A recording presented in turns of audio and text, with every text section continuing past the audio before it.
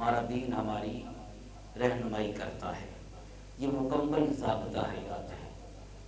یہ ہر کسی کوئی ایسا نہیں کہ جو کہے کہ میرے حقوق کو دین نے نہیں بیان کیا۔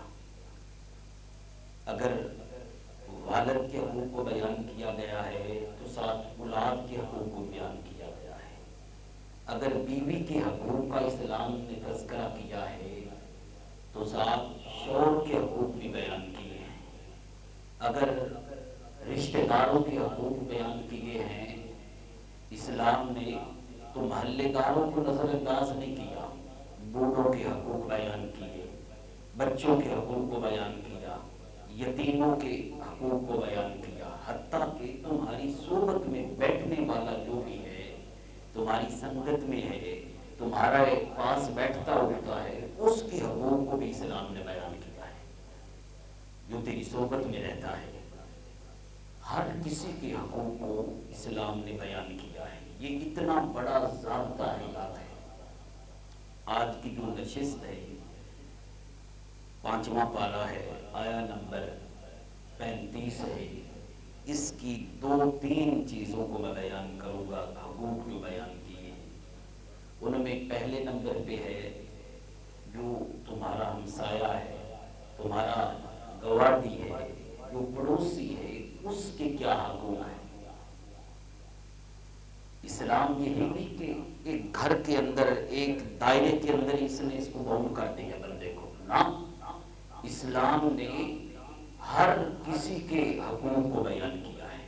اگر تمہارے محلے کے اندر کافر ہے اس کے بھی حقوق کو بیان کیا ہے۔ یہ تو اتنا برکت والا دین ہے، رحمت والا دین ہے۔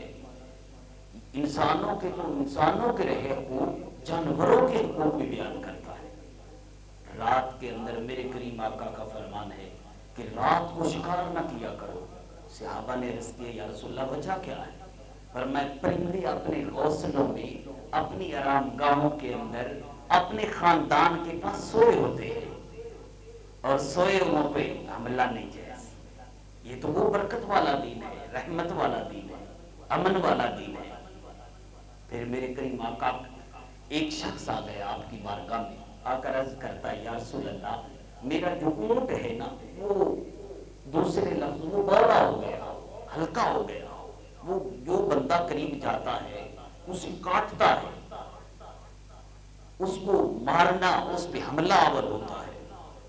اللہ کے محبوب صلی اللہ علیہ وسلم اس چار دیواری کی طرف تشریف لے گئے، دروازے پہ پہنچے نا، صحابہ نے عرض کیا یا رسول اللہ ادھر نہ جانا، وہ تو کاٹتا ہے، وہ ہلکا ہو گیا، وہ اپنا توازن جو ہے نا وہ کھو بیٹھا ہے۔ میرے کریم آقا نے فرمایا دروازہ کھولو۔ دروازہ کھولا گیا، آپ نے قدم رنجا فرمایا، جب اندر داخل ہوا نا اونٹ دوڑتا ہوا آیا، صحابہ ڈر رہے ہیں۔ میرے کریم آقا کے جب قریب آیا نا اس نے اپنا سر نبوت کے قدموں پہ رکھ دیا، اپنا سر مصطفیٰ کے قدموں پہ رکھ دیا۔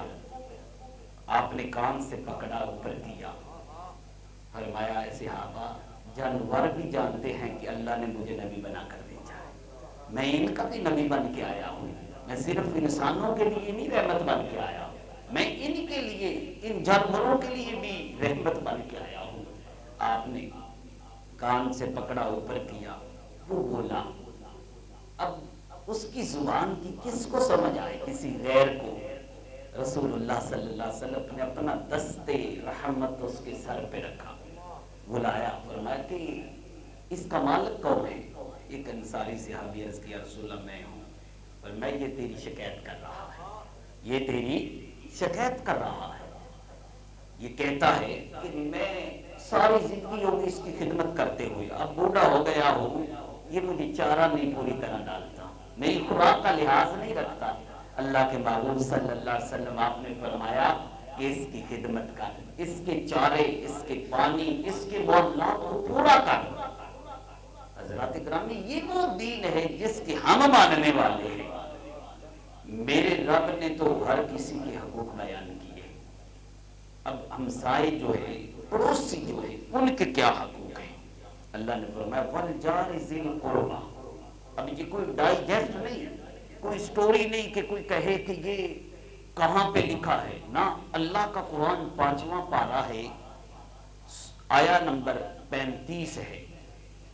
اللہ نے فرمایا والجار ذی القربیٰ، فرمایا جو تمہارے رشتہ دار پڑوسی ہے، ہمسائے ہیں، فرمایا ان سے اچھا سلوک کرو۔ والجار الجنوب، اور جو تمہارے ہمسائے نہیں ہیں ویسے ہی مسلمان ہیں، ان سے بھی اچھا سلوک کرو۔ والصاحب بالجنب، اور جو تیرے پاس بیٹھنے والے ہیں نا، تیرے پاس اٹھنے بیٹھنے والے ہیں، تیری سنگت میں رہنے والے ہیں، تیرے دوست ہیں، تیرے یار ہیں، تیرے ساتھ تعلق ہے ان کا، فرمایا ان کے حقوق کی بھی پاسداری کرو۔ اب جو ہمسائے ہیں ان کے بارے میں میرے کریم آقا صلی اللہ علیہ وسلم آپ کا ارشاد ہے، آپ صلی اللہ علیہ وسلم نے فرمایا کہ آپ کے گھر کے چاروں طرف، اب دیکھیں کتنا بڑا یہ دین رحمت ہے، اگر اس بات پہ کوئی عمل کرے تو سارے فتنے ختم ہو جائیں، سارے جو لڑائیاں ہیں، ایک دوسرے سے جھگڑے ہیں، ایک دوسرے کو ہم ٹارگٹ کر رہے ہیں، یہ ختم ہو جائے۔ اللہ کے محبوب نے فرمایا، پوچھا گیا یا رسول اللہ ہمسائے سے کیا مراد ہے؟ سامنے والا گھر، سائیڈ والا، آگے والا گھر، پیچھے والا گھر، کتنے سا اب گھر ہمسائیگی کے اندر آتے ہیں، میرے پڑوسی کتنے گھر ہیں؟ اللہ کے محبوب نے فرمایا تیرا پڑوسی تیرے گھر کے سامنے سے، پیچھے سے، آگے سے، دائیں سے، بائیں سے، فرمایا 40 گھر تیرے پڑوسی ہیں، ان سے اس نے سلوک کر، اس پہ عمل کیا جائے، 40 گھروں کو ہر بندہ کرے تو بتائیں کیا کوئی فتنہ رہ جاتا ہے؟ اگر کوئی حقوق ادا کرے تو کوئی مشکل رہ سکتی ہے، کوئی پرابلم بن سکتی ہے؟ پھر میرے کریم آقا صلی اللہ علیہ وسلم نے 3 کیٹاگریز کے اندر ہمسایوں کو تقسیم کیا۔ پھر میں پہلے نمبر پہ، اگر تیرا رشتہ دار پڑوسی ہے نا، اس کے 3 حق ہیں تجھ پہ۔ تیرا اگر رشتہ دار پڑوسی ہے اس کے 3 حق ہیں تجھ پہ۔ پہلا حق کہ وہ تیرا رشتہ دار ہے، تیرا رشتہ دار ہے۔ دوسرا حق کہ وہ مسلمان ہے۔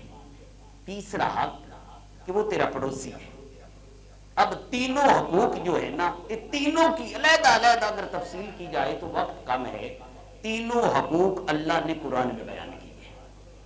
حق اسلام بھی بیان کیا ہے، حق قرابت داری بھی بیان کیا ہے، حق ہمسائیگی بھی بیان کیا ہے۔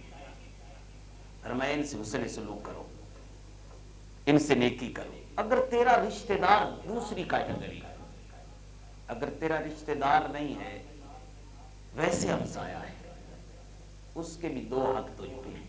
ایک حق اسلام کہ وہ مسلمان تیرا بھائی ہے، دوسرا جو پڑوسی ہونے کا حق ہے۔ اگر نہ وہ مسلمان بھی نہیں ہے، رشتہ دار بھی نہیں ہے، کافر ہے، اسلام کتنا برکت والا دین ہے، فرمایا اگر کافر بھی ہے نا پھر بھی تیرے اوپر حق کے پڑوسی جو ہے نا وہ قائم ہے، وہ تیرا پڑوسی ہے، وہ کافر ہی کیوں نہیں۔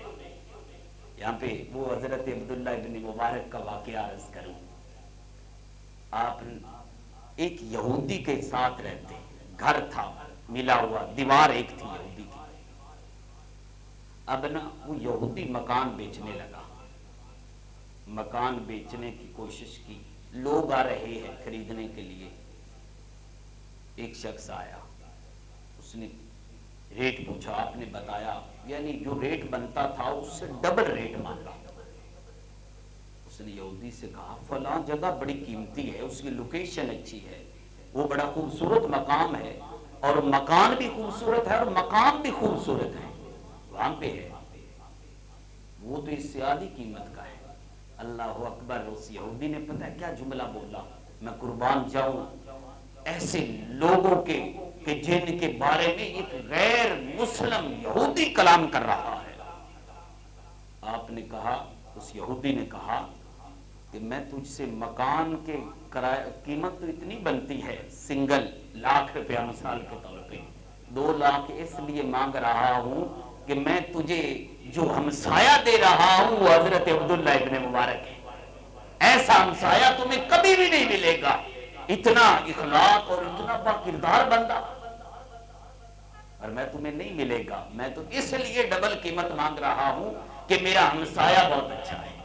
میرے کریم آقا کا فرمان، اللہ کے محبوب صلی اللہ علیہ وسلم، مسلم شریف کی حدیث پاک، میرے کریم آقا نے فرمایا وہ شخص جنت میں نہیں جائے گا. ذرا غور کرنا، میرے نبی نے فرمایا وہ شخص جنت میں نہیں جائے گا. یا رسول اللہ کون؟ فرمایا جس کی شرارتوں کی وجہ سے اس کا ہمسایہ پہچان ہے. ہمسایہ اس کا پہچان ہے، فرمایا وہ جنت میں نہیں جائے گا. حقوق العباد اللہ کے محبوب نے اس طرح بیان کیے، اتنی توجہ دلائی میرے محبوب علیہ الصلوۃ والسلام نے. آپ صلی اللہ علیہ وسلم، حضرت عبداللہ ابن عمر راوی ہے، مسلم اور بخاری کی روایت ہے. میرے کریم آقا صلی اللہ علیہ وسلم فرماتے ہیں جبریل آ گئے میرے پاس، آ کر عرض کرنے لگے ہمسایوں کے حوالے سے، مجھے وصیت کرنے لگے، حقوق بیان کرنے لگے. اور میں کافی دیر تک میرے ساتھ باتیں جبریل کرتا رہا، اور مجھے ایسے گمان ہونے لگا کہ کہیں وراثت کے اندر ہی ہمسایوں کو شامل نہ کر دیا جائے. حضرت ابو ہریرہ کہتے ہیں، حدیث پاک ہے، میرے کریم آقا صلی اللہ علیہ وسلم کی بارگاہ میں ایک شخص آیا. اس نے آ کر عرض کیا یا رسول اللہ، ہمارے محلے کے اندر ایک عورت ہے، خاتون ہے، ہمسایہ ہے، وہ نماز بھی بڑی پڑھتی ہے، روزے بھی اس کے بڑے ہیں، حج زکوٰۃ سب کچھ کرتی ہے، لیکن اس کی زبان جو ہے نا، اس کی جو زبان ہے، جو اس کی زبان ہے، وہ زبان کے ذریعے اپنے ہمسایوں کو تکلیف دیتی ہے.